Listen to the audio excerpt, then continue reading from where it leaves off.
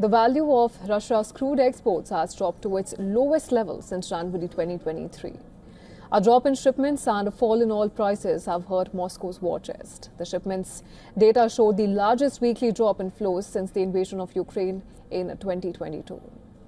While globally, oil prices have plunged as supplies have outpaced demand. Benchmark Brent crude slumped below $60 per barrel for the first time since May. US crude dropped below $55 for the first time since the start of the Ukraine war. First, OPEC's decision to increase production through this year weighed on prices.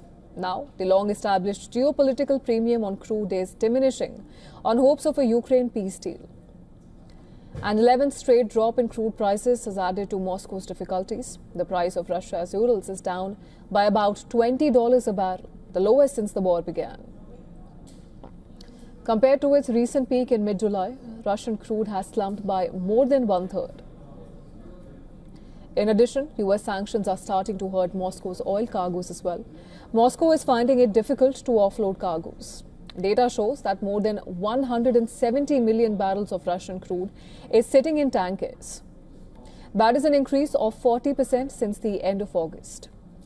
20 cargoes that were loaded at the country's western ports in September and October have not yet been delivered.